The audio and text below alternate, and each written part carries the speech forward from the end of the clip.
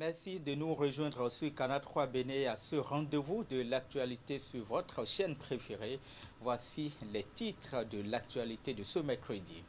Au sommaire de ce 13h, la vague des visites des acteurs politiques à l'hôpital d'instruction des armées se poursuit. Les militants du parti Union progressiste sont allés voir les soldats blessés lors des violences préélectorales et qui sont hospitalisés. Moment de compassion et surtout d'exhortation, vous entendrez dans ce 13h le président du parti UP, Bruno Amoussou, dès le début de ce journal. Assure aussi le climat des affaires qui s'améliore au Bénin grâce aux réformes du ministère de l'économie et des finances et de l'APS après la dématérialisation des procédures de création d'entreprises en 2020. Le gouvernement vient donc avec de nouvelles facilités offertes aux entreprises. Les dites innovations ont été présentées au secteur privé lundi à Cotonou.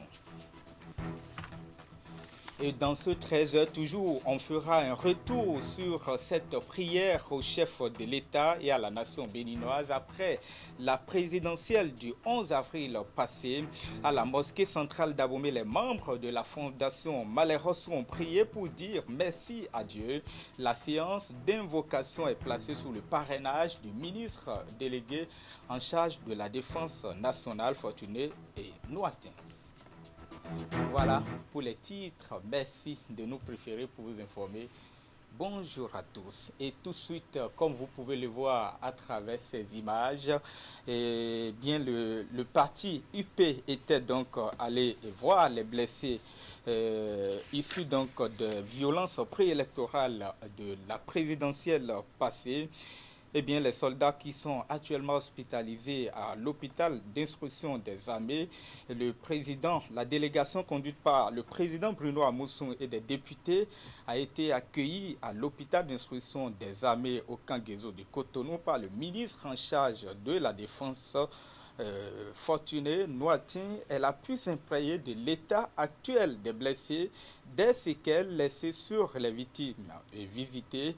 Au terme de la visite, le président du parti Bruno Amoussou a fait connaître toute sa tristesse aux victimes avant de saluer les bravoures et leur dire toute la fierté de la nation béninoise. Nous sommes venus saluer, remercier, honorer les agents de sécurité publique qui ont subi des agressions pendant la période électorale.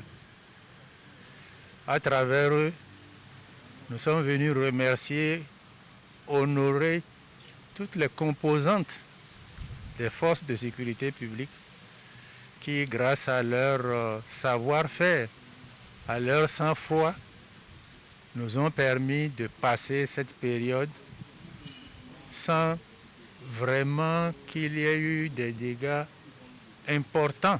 Il y en a eu, mais on a beau s'être préparé, on a beau y réfléchir.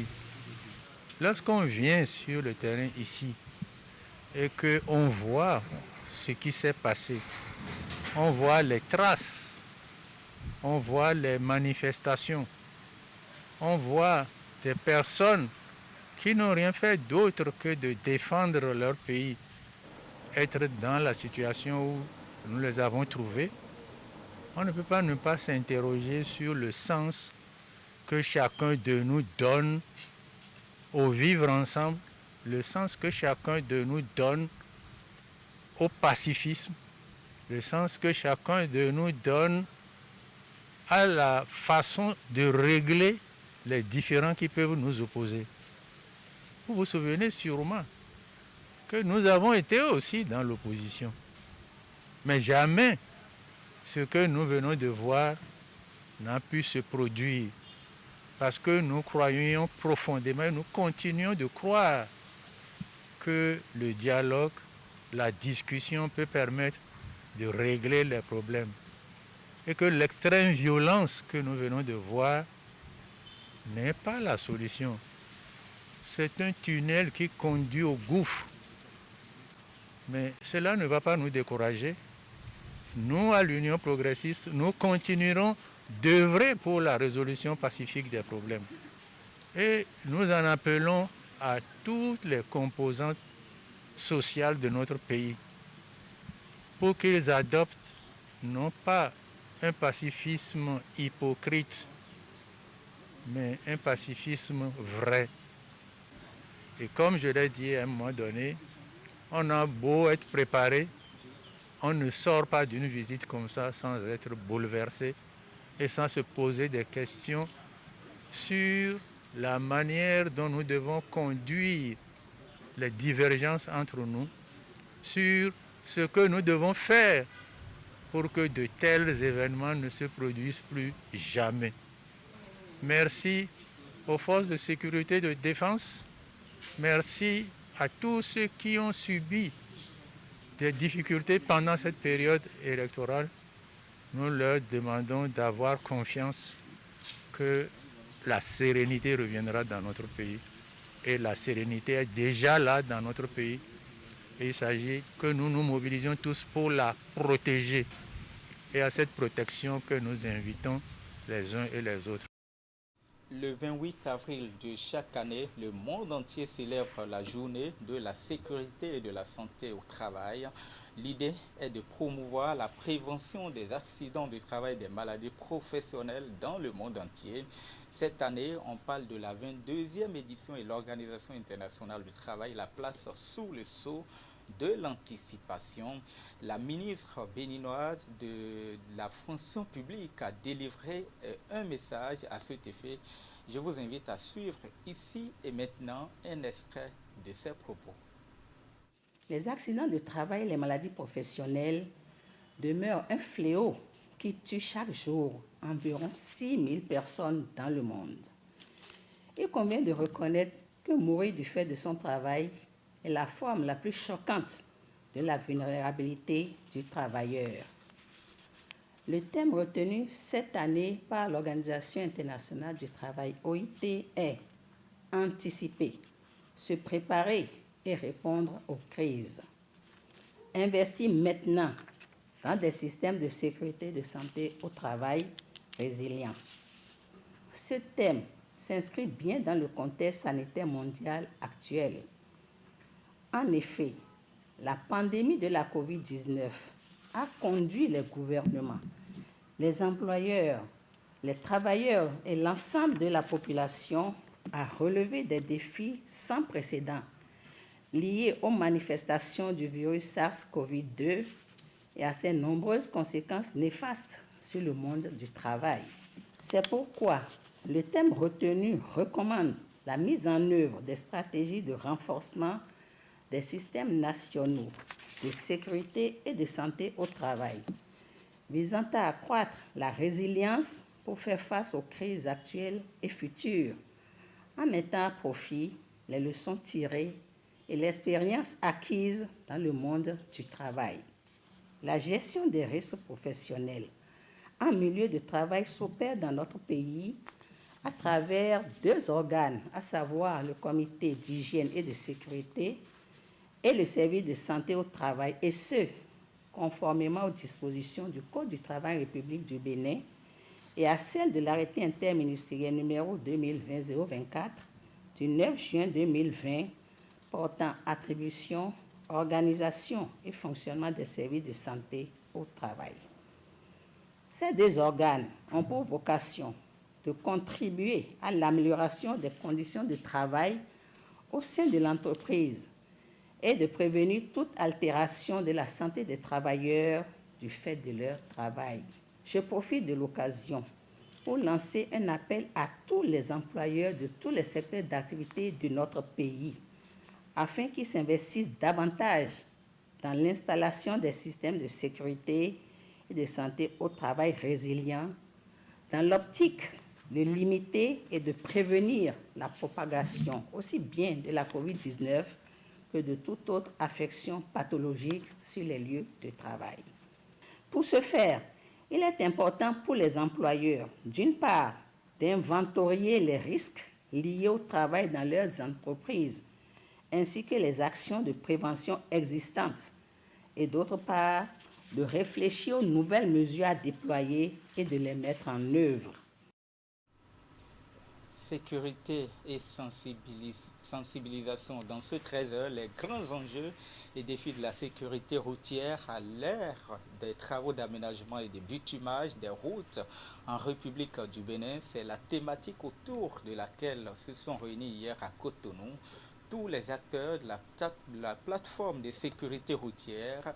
C'est un creuset qui réunit et implique tous les acteurs du secteur dans la lutte contre l'incivisme sur nos axes routiers et dans toutes ses formes. Et c'était au Codiam de Cotonou. Ulrich Chekwegaba, Henri Gantin. C'est la toute première rencontre annuelle de la plateforme de sécurité routière, une vaste organisation qui réunit tous les acteurs impliqués dans la lutte contre l'incivisme sur les axes routiers. Une innovation dans le secteur pour fédérer les énergies en vue d'une réduction sensible des cas d'accident. Cette plateforme, à mon humble avis, n'est pas un cadre de trop dans le paysage de la sécurité routière et doit permettre aux acteurs que nous sommes de fédérer davantage nos ressources pour réduire de façon substantielle le nombre de morts sur nos routes, de même que le nombre d'accidents. Et je voudrais nous prier à ce que nous soyons vraiment actifs, que nos structures ne se retrouvent pas sur cette plateforme de nom. Cette première session consacrée à l'installation des membres de la plateforme servira également de cadre pour réfléchir sur les grands enjeux et défis de la sécurité routière à l'ère des grands travaux d'aménagement et de bitumage des routes en République du Bénin. Nous allons opiner sur les défis de la sécurité des usagers actuellement pour aborder la sécurité des infrastructures routières. Nous avions décidé de relancer la sécurité routière en formulant une politique publique claire. Cette politique publique, qui est traduite par le document de politique de sécurité routière, a un certain nombre d'actes stratégiques à mettre en place. Et nous ne pouvons que réussir que dans une synergie d'action. Après les mairies, nous avions engagé la semaine dernière seulement des séances de concertation avec les chefs d'établissement. Ceci pour qu'ils puissent, autant qu'ils sont s'impliquer, afin que les solutions adéquates puissent être trouvées. Depuis quelques années, les chiffres montrent une baisse progressive des cas d'accidents de circulation. Pour le directeur du Centre national de sécurité routière, c'est une avancée qui encourage à mobiliser davantage tous les acteurs du secteur pour une riposte collégiale contre l'incivisme sur les axes routiers. Et puis retour sur cet élément aussi, le Conseil national du dialogue social a tenu lundi sa première session extraordinaire au titre de l'année 2021. La rencontre a permis aux membres du Conseil de réfléchir sur la mise en œuvre du plan de travail annuel. La session s'est déroulée à l'Infosec de Cotonou. Ali Moumouni, Moufid Sabouan. La question de l'amélioration des tests fondamentaux du Conseil national du dialogue social continue de meubler les débats à chaque rencontre des membres du CNDS. Pour cette première session extraordinaire, au titre de l'année 2021, ils procéderont à l'étude et à l'adoption de la répartition des propositions pour son amélioration. Il est également prévu au cours de cette session l'étude et l'adoption des termes de référence de l'atelier de réflexion sur le thème « Le dialogue social au service d'une fiscalité de développement ». À ce niveau plus particulièrement, il s'agit de satisfaire à l'une des recommandations de l'atelier de réflexion organisé du 23 au 25 octobre 2019 sur la fiscalité de développement, qui a conclu que cet objectif ne peut être atteint sans tenir compte de l'équité sociale et de l'élargissement de la base fiscale qui ne saurait être réalisé que par un dialogue social franc et constructif avec les acteurs du secteur. Nous aurons à étudier le projet de thème de référence dont la réalisation bénéficiera de l'appui financier de notre partenaire, la CNV internationale. La présente session du CNDS s'étend sur 5 jours et prendra fin le vendredi 30 avril 2021. Installé depuis près de 4 ans, le Conseil national du dialogue social œuvre pour l'instauration et le maintien de la paix sociale. Et dans cette mission, le président du Conseil revient sur les événements qui ont marqué la période électorale. Je salue les principaux acteurs de cette œuvre qui témoignent une fois encore de la maturité du peuple béninois. Toutefois, je déplore et condamne les dérapages et l'incivisme de certains concitoyens qui ont créé des situations très regrettables en allant jusqu'à s'attaquer à certains piliers de la République. C'est pourquoi j'invite instamment les acteurs de tels actes à prospecter d'autres voies de contestation que celles basées sur la violence inouïe. Notre souhait donc est que le dialogue soit le seul moyen de recherche de solutions à toute situation conflictuelle. En bref et en images, comme vous pouvez le voir à travers vos écrans, et grâce à la complicité de la réalisation, après la dématérialisation des procédures de création d'entreprises en 2020, le ministère de l'Économie et des Finances avec la pièce reviennent avec de nouvelles facilités offertes aux entreprises. Les dites innovations ont été présentées au secteur privé lundi à Novotel de Cotonou et c'était au cours d'un afterwork. Autre chose, dans ce 13h, le directeur général de la Société béninoise d'énergie électrique était lundi face aux membres de l'autorité de régulation de l'électricité. Il était question pour lui de procéder à la présentation du programme d'investissement de la SB2E sur la période 2021-2025. Ingrid Ali Moumouni. Sont réunis dans cette salle les cadres à divers niveaux de la Société béninoise d'énergie électrique et ceux de l'autorité de régulation de l'électricité. Jacques Paradis et son équipe sont allés présenter à la fêtière leur programme d'investissement sur la période 2021-2025. La présentation à l'autorité de régulation de l'électricité du programme d'investissement de la SBE est un exercice conforme au cadre légal régissant le secteur de l'électricité, notamment à la loi 2020-05 du 1er avril 2020 qui dispose, en son article 13, portant rôle de l'autorité de régulation de l'électricité en matière de contrôle de l'exercice des activités réglementées. À ce titre, l'autorité de régulation de l'électricité est chargée d'émettre un avis conforme en matière de délégation de services publics, de fourniture de l'énergie électrique et de tout autre contrat ou convention visée au chapitre 6 de la présente loi. Leur périmètre et les programmes d'investissement des opérateurs. Important acteur du secteur de l'électricité, la SBE soumet son programme d'investissement à l'autorité de régulation de l'électricité pour avis conforme. Le plan en question contient plusieurs éléments jugés essentiels par le président de l'instance pour favoriser l'éclosion du secteur énergétique au Bénin. L'autorité de régulation de l'électricité s'attend donc à ce que le programme d'investissement de la SBE sur la période 2021-2025, fait en principe sur la base d'un état des lieux du système électrique actuel, aborde les points suivants. Sécurité de l'approvisionnement sur le marché de l'électricité. Une régulation flexible de l'alimentation électrique avec des systèmes d'alimentation de secours en réserve de capacités adéquates pour faire face à tout cas de défaillance et à l'intermittence de la production à partir des énergies renouvelables.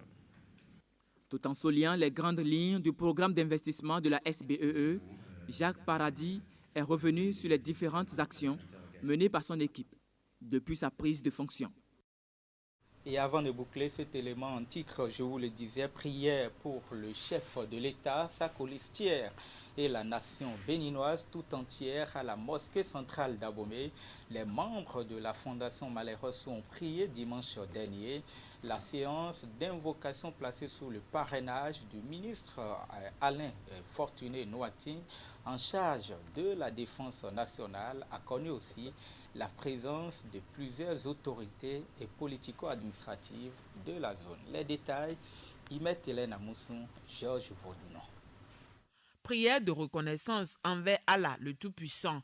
La Fondation Malheureux, l'association qui regroupe l'ensemble des imams du Bénin et nombre de fidèles musulmans, remercie Dieu pour avoir évité au Bénin le basculement pendant la dernière élection présidentielle, mais surtout pour avoir permis de préserver la paix. Les musulmans du plateau d'Abomey, sous la roulette de notre imam Nori Chao, avec la Fondation Malheureux, ont décidé de prier pour rendre grâce à Dieu.